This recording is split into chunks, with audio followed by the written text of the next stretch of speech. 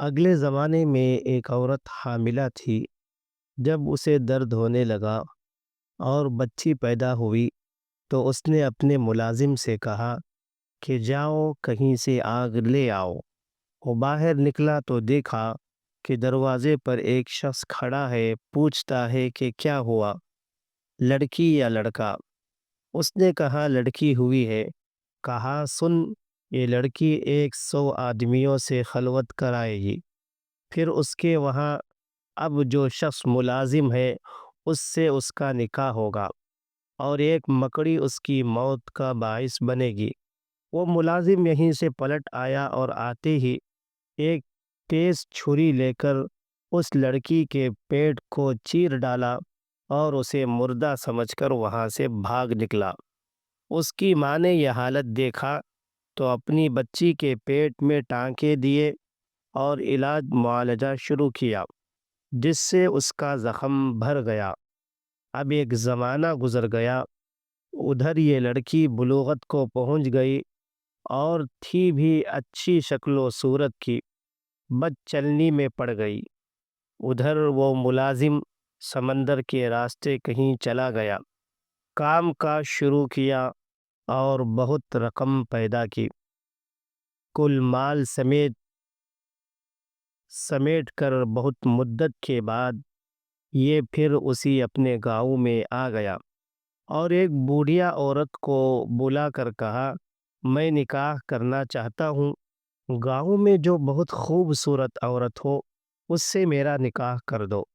یہ عورت گئی اور چونکہ شہر بھر میں اس لڑکی سے زیادہ خوش شکل یعنی خوبصورت کوئی نہیں عورت نہ تھی، یہی پیغام ڈالا، منظور ہو گیا، نکاح بھی ہو گیا اور ودا ہو کر یہ اس کے یہاں آ بھی گئی۔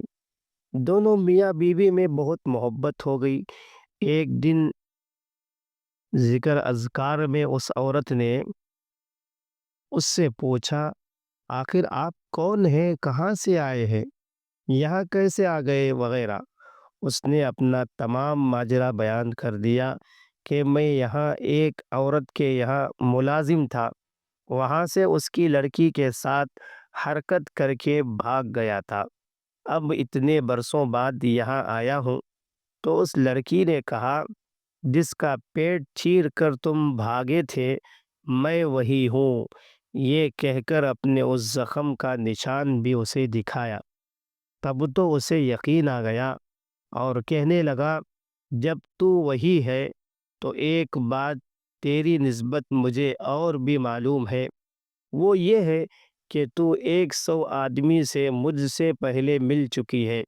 اس نے کہا ٹھیک ہے، یہ کام تو مجھ سے ہوا ہے لیکن گنتی یاد نہیں ہے۔ اس نے کہا مجھے تیری نسبت ایک اور بات بھی معلوم ہے، وہ یہ ہے کہ تیری موت کا سبب ایک مکڑی بنے گی۔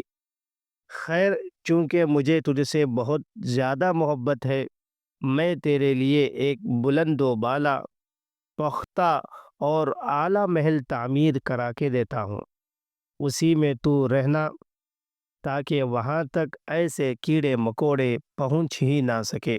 چنانچہ ایسے ہی محل تعمیر ہوا اور یہ وہاں رہنے سہنے لگی۔ ایک مدت کے بعد ایک روز یہ دونوں میاں بیوی بیٹھے تھے کہ اچانک چھت پر ایک مکڑی دکھائی دی۔ اسے دیکھتے ہی اس شخص نے کہا دیکھو آج یہاں مکڑی دکھائی دے رہی ہے۔ عورت بولی اچھا، یہ میری جان لیوا ہے، میری جان لینے والی ہے، جب یہ صحیح کہ میں اس کی جان لے لوں۔ غلام کو حکم دیا کہ اسے زندہ پکڑ کر میرے پاس لاؤ۔